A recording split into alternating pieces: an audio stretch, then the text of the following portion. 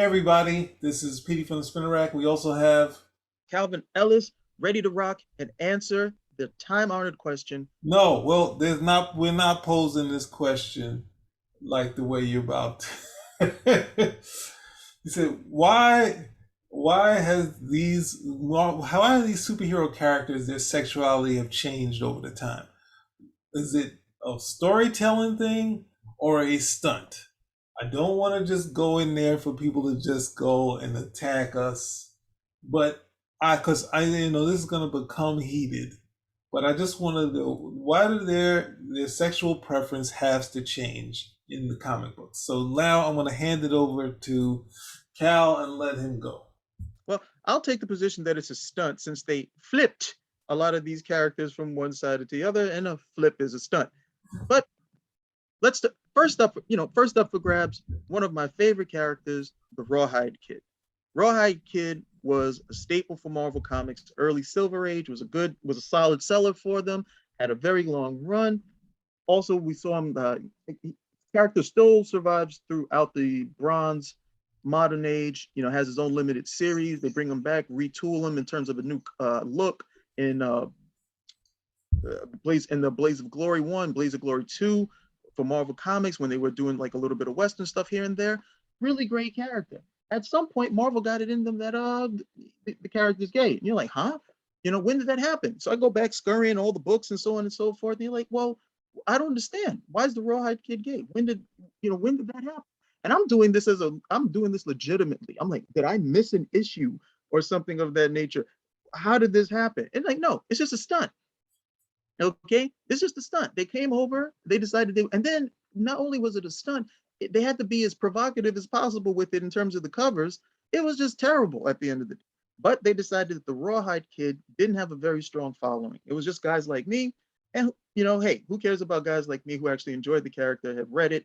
No, we're going to make this particular change. So yeah, it's a stunt. Well, with the Rawhide Kid and hold on, let's go to this.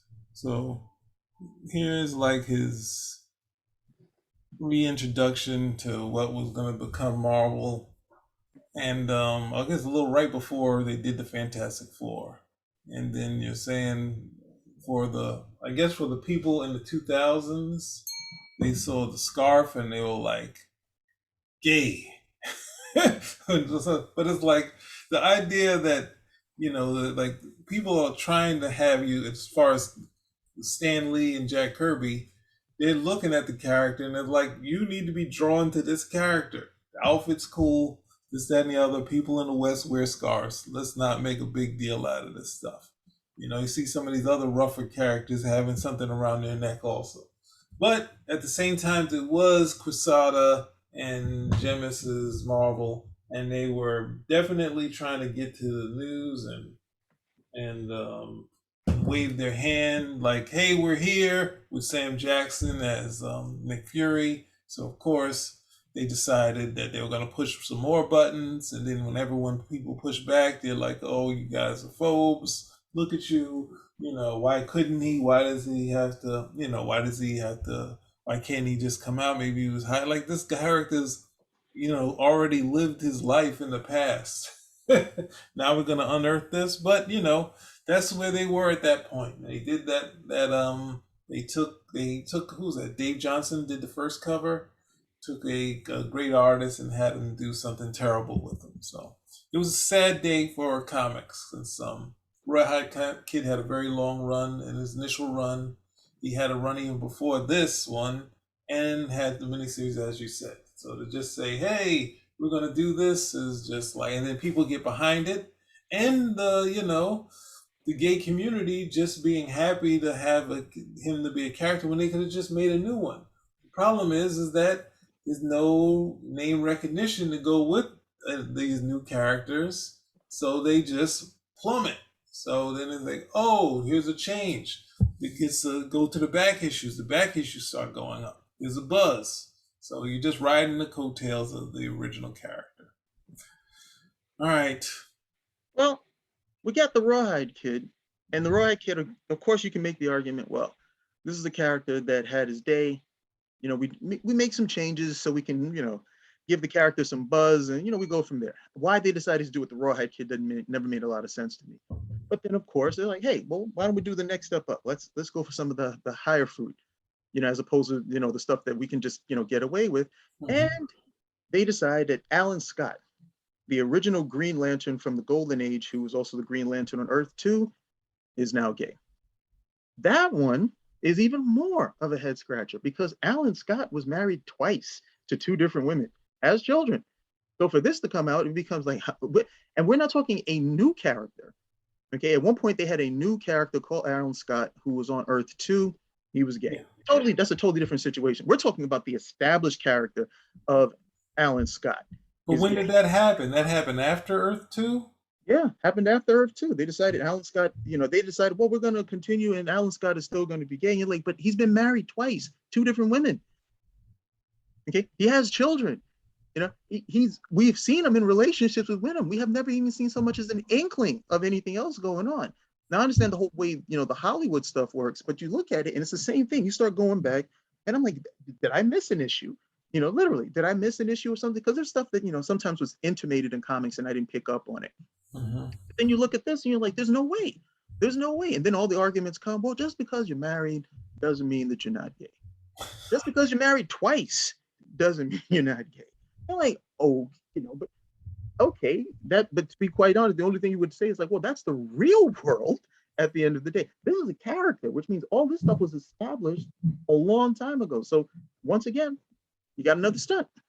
Well, that's one of the things that people fall back on and say, well, why couldn't he? Why does, some people struggle with it. And then once you start getting into that, you're taking away you know, I know for the writer, not the reader, the character writes themselves but it doesn't actually write themselves. Sometimes you're out of ideas and you're like, ha, gay.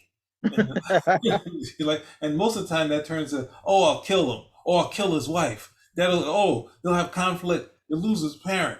Like that sort of thing is sometimes where it can be, the brainstorming moment. It's something that I have the book here somewhere with William Goldman is like some point you hit a roadblock and you're like, I can't figure out what to do, and then as he called it, it's brainstorm, but you spitball, and sometimes you have your friends over and you say, and you basically can say, what if they're women? What if he wears high heels? What if he's a baseball player? What if they this? And in this period, you can throw anything at your character to get through the plot thing. So you're trying to find something that sticks.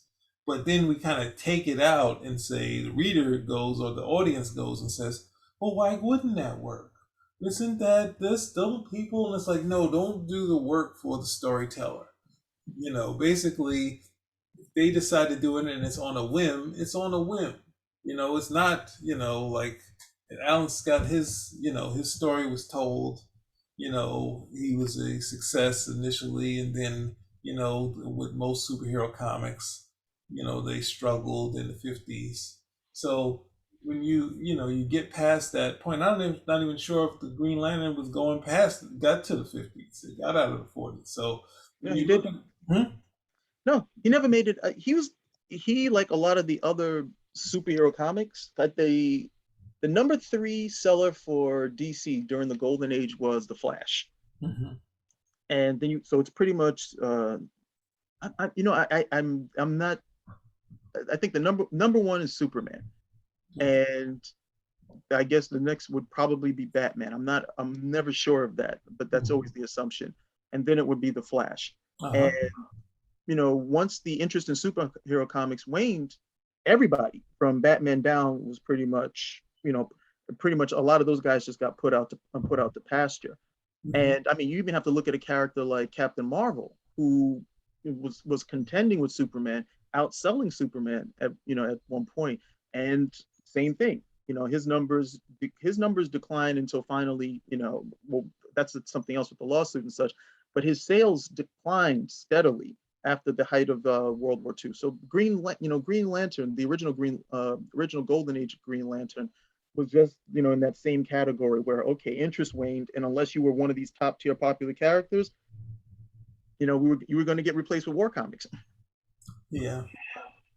Um, so we have another one that's not that shouldn't. They're just saying let's try this and see if it sticks. Now sometimes that can happen with a character, but you're not really expecting this character to go on and do well. No, it's kind of tough. That's why it's better to just come up with a new character. And there's already too many Green Lanterns, so just trying to, oh no, we have a gay. Like, isn't someone in the? Can't you make some alien in there? The gay cat? No, it doesn't mean anything if it's not Hal Jordan, and that's where you go wrong. But to go even I guess I'll lead into the next one, which would be Iceman.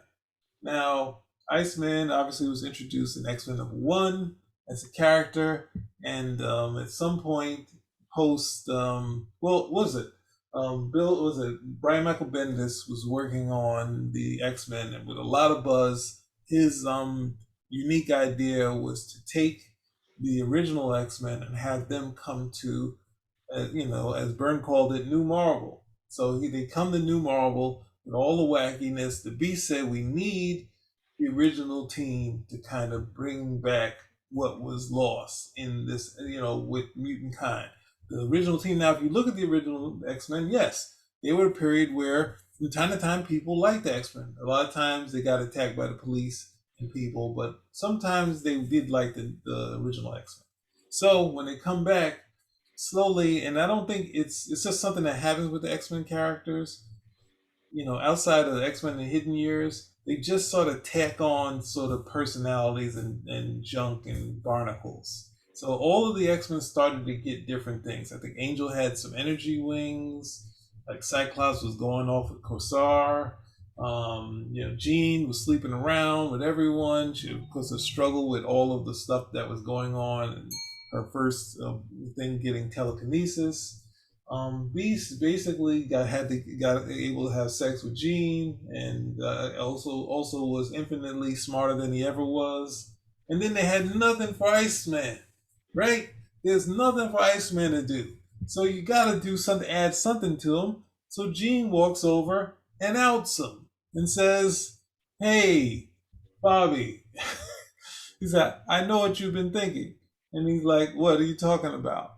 And then, like, basically, she's trying to force him into outing himself and saying that he's gay. Just accept it. Just accept it. He said, "Well, what? Look at the adult me. Like he's obviously not gay." He said, "Oh, he has his ways of thinking about it."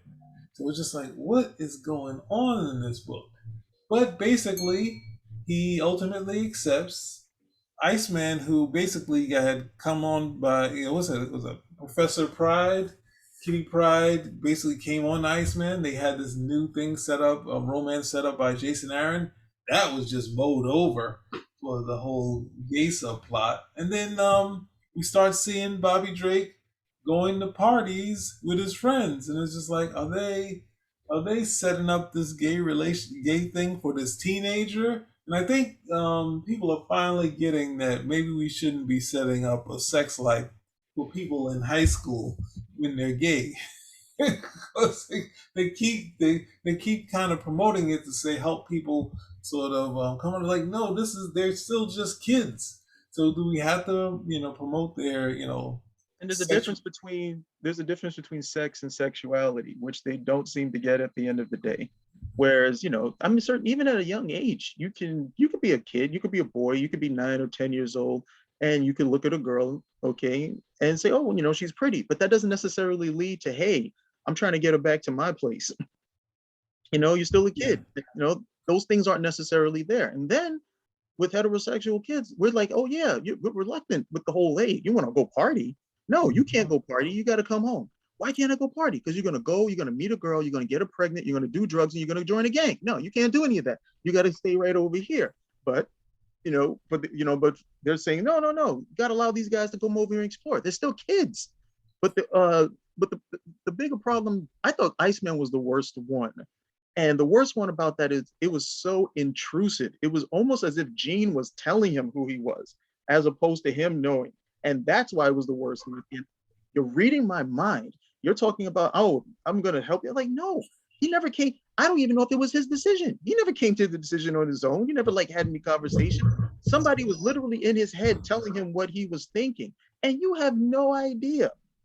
Okay, as Jean can read his mind, that doesn't mean she knows who he is or what the heck is twirling around. And Iceman's best retort to that was, but look at me as an adult. I'm not like this as an adult. And the fact that he's even pushing back at that point should have been enough to say, hey, you're barking up the wrong tree right over here. If it was true, he might have been like, well, Gene, I'm glad that you said that. I have somebody to talk to about it. He's like, no, wait a second. This is where I'm at right over here. He's like, well, he has particular issues. Well, what are his particular issues? Mm-hmm. We're just going to shine that on, so we can tell this particular storyline. And it's horrible because you have all of these, and that's the bigger problem when you do it in this manner.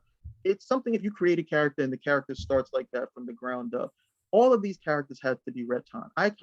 Iceman is probably one of the worst. I don't know, Alan Scott's is really bad. But Iceman, there's already all of these instances of this guy with girlfriends, of him getting into a fight with Havoc over Lorna Dane, over Polaris in his miniseries. He has girlfriends the entire time. And so what you're saying is this character was in extreme denial all of those years, okay? But now he's got it at the end of the day. No, what you're saying, and it's pretty contemptuous of your readership, is, you know what, none of that matters. But we're right now, that's what actually matters at the end of the day, and you better be on board with it, which is never cool, because some of us genuinely like these characters. We've read the characters, we follow them. I mean, I already told you, I'm not really big into X-Men. X-Men is not, if you're a Marvel reader, you know all of the X-Men stories just through osmosis because they're so prominent, and you just either hear about them or they bleed into other stories. So that much. But I was never big. I was just never really big on the X-Men, with the exception of the original 5. I like that group. I like that particular group. Anytime they do like a first class thing, I'm always willing to read those type of stories. So yeah, I have, a real strong liking of those original 5 characters. Iceman, I have to say, would have probably been one of my favorites because he was on the Amazing Spider-Man and His Amazing Friends. So you go along that line. So, it's a character that you're familiar with. And the thing I don't think they get is that you really believe you know the character and you've been following it. And they're like, no, you don't know anything. You don't know scat, buddy. This is what it is, right? This is what it is right now. The magic power of the writer to do whatever the hell I want, and the hell with you. Yeah. That sort of contempt when you go about it is really what bugs me, because you could just create a new character. You don't have to do this to Iceman at the end of the day. Create a new guy, call him Snowman, and there you go. Well, I think with Iceman, well, I think one of the things that was lost in having, they kind of split the team because he had them initially working together and he did everything to separate them so they could operate within the X mansion and not be together. And it's just like, well, what was the point of this? And then at the same time, when you go through Iceman, it's like, well, he's been unlucky with love. It's like, well, no, actually, he had Vera who was into him, but ultimately, as they went on, someone decided. I'm not sure if it was Roy Thomas or Arnold Drake. It might have been Arnold Drake because he was on there for a little while. They decided to have him do the daughter of Magneto story. So they introduce a new girlfriend, and we find out she has green hair, so there's something going on with her. And then Neil Adams comes on there and says, "Well, I want Lorna to be with my character, with the character I like. I like Havoc. I gave him a costume, so he should be with him." But then the cool part, even though that's sort of someone coming in and saying it sort of felt real that she's stuck with Havoc, and Havoc is sacrificed himself for Lorna, and then Iceman comes and he's like, Lorna. He's like all over her. He's like, what happened to her? And the next thing you know, Havoc is like, because Havoc is saying how pretty she is, and he's like, said, "You didn't go out there and defend her. You did." Like he's he's about to lose it.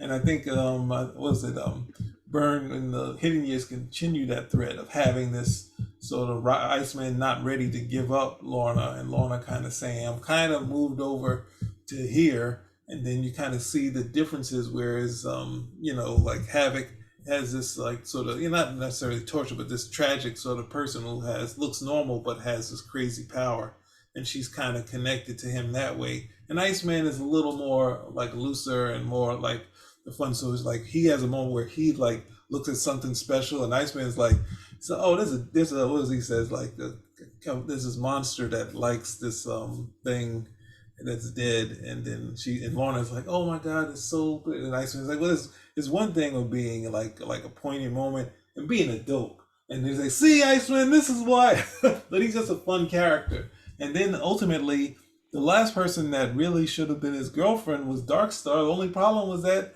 the Champions was canceled. And then it's like next thing you know, umpteen years later, when Contest of Champions happened, they meet up again, and she said, "Oh, I remember we were very close." So the only thing that kept him from having a steady girlfriend was that, and the guys at Marvel, they somehow decided they didn't decide to throw Darkstar into what's the name. So he would have had, and if he had a regular book, maybe so. But it's like I think there's some other joke that he did on. I think it's really hard because there's these weird moments where the Beast says that he's gay, and then Iceman, I think he says it as he says it in the Defenders, and it's just like, well, those weren't like canon. And they also go to when Jean Grey comes and says, oh, it's just a girl, and then next thing you know, two scenes later, when issues later, when Jean is gonna go out on a date with one of them, Iceman is getting ready to go on a date with what's her name, and there's a Neil Adams moment where they're in Iceman's head, and Jean is like, "Oh, Angel's flying out there." He said, "How are we gonna do that?" And Jean has this big moment where she says, "I made contact," and then you have Iceman next to you. It's like, wow, there's no girl like her. Like, and these characters just write themselves. But I think Bendis, who probably liked those characters, really didn't have anything. He really didn't know what to do with them. He just knew continuity and how continuity would create conflict. And he just did stunt after stunt. Jean Grey having sex with, you know, Beast and some other characters, trying to go after Star Lord and stuff. And it's just like, chill, woman. it's like Cyclops ain't do nothing, and you have no. There was no this whole. I'm going off topic and get upset. So anyway, That's pretty. it's definitely a stunt. So all of these are a stunt, and they have characters like North Star or Maggie Sawyer or any of these characters that even if they weren't initially, at least there wasn't enough traction where you said this is violating anything. So Once again, we're shown by writers that when they don't have any ideas, especially those story ideas, they lean heavily on characterization. And when there's no more characterization, like you just said, hey, just overturn everything that was already established and we'll create new characterization.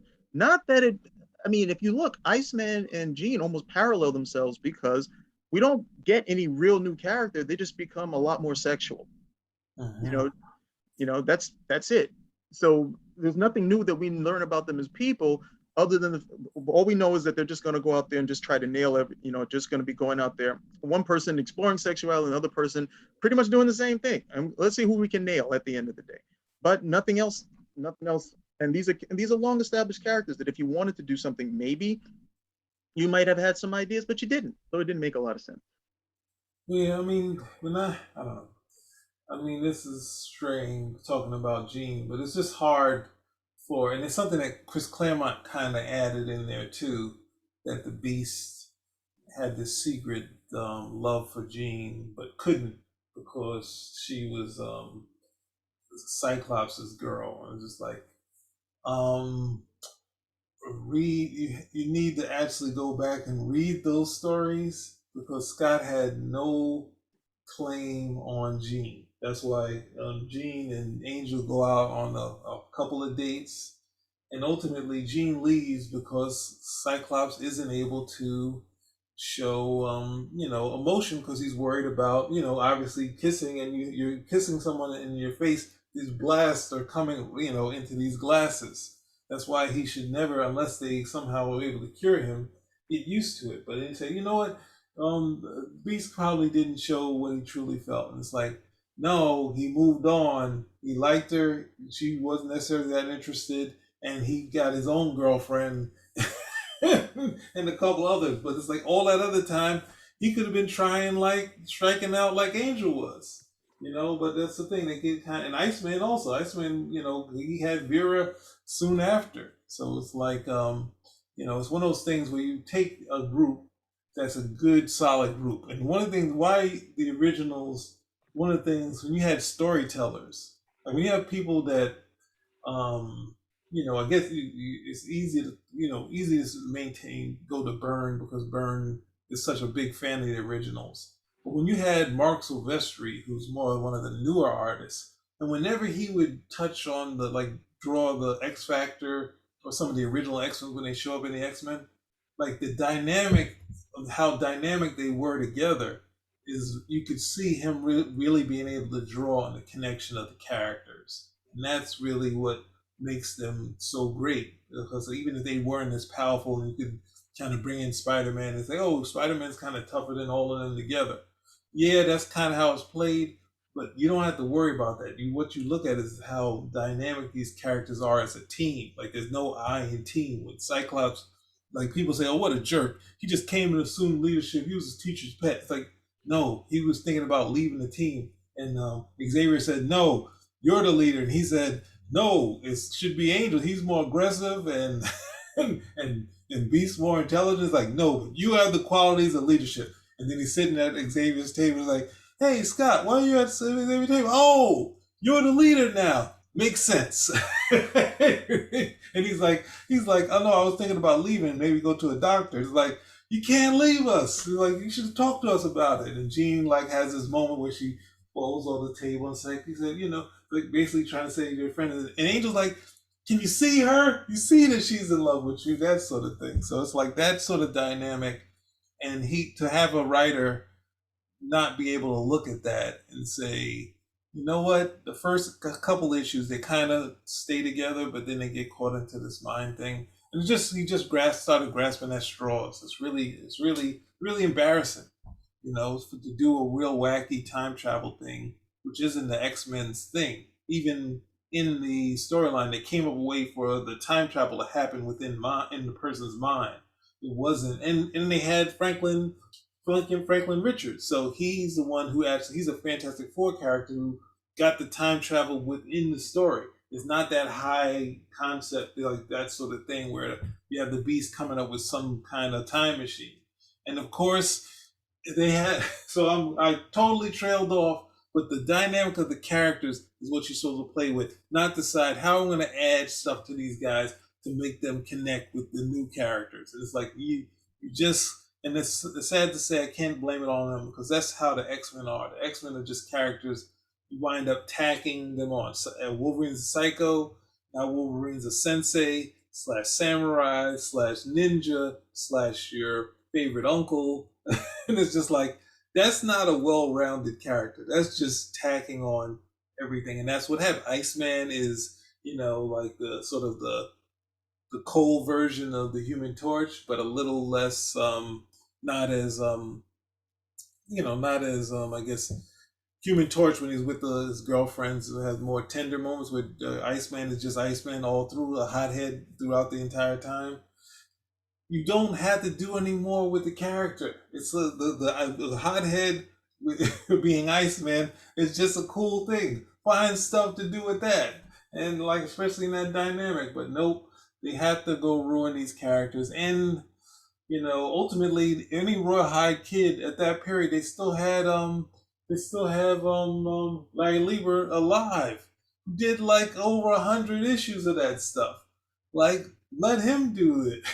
With some new artists and see what he would come up with. But you know, it's just I'm just we've talked about stunts. We talk about stunts and the way you don't do stunts. is you just do these stories and you don't get any sort of you don't go on Seth Meyers and say, hey, shouldn't Spider-Man be black? We thought, looking at Spider-Man's history, he kind of would have been a black guy if he was done, if we really thought about it. It's like, I don't know what you're talking about. He's like, like, hey, you can have a black superhero. Yes, you immediately think, oh, Forrest Hill's that. He should be a black guy. Whatever. These things are stunts. Go look at your stuff. Were you reading the story and you found out as you were going on that Maggie Sawyer was gay and there was no press release that went with it? Or, you had to find out years later after North Star was in the comic book that North Star was gay through some interview that Byrne gave, and not, you couldn't necessarily figure it out, and you still trying to figure out, oh, look at this girl that's introduced in this Pink Pearl comic book. I think it's Alpha Flight 22. This girl with the short hair could be North Star's girlfriend. And then you find, oh, I was totally wrong. I totally missed it. But anyway, that's one of the things. You don't have to fall for these stunts. And you can hear people kind of pushing back on companies, making a big deal during Pride and say, hey, you don't do this all year round. It's like, because they don't do it all year round. They're doing what they're supposed to. You said it's Pride Month, they're celebrating it for you. But now it's a stunt, then don't buy into it. That's my spiel. I think I lost Cal. We're on too long with the X-Men. I was doing the slow clap. I was about to do the spit take. I was doing the slow clap.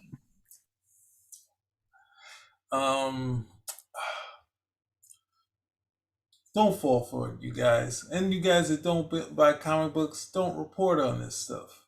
Because you're not helping us out at all. You're not helping us. All right, so any other words? Bobby Drake is not gay. Thank you for that. And Spinnerack Out.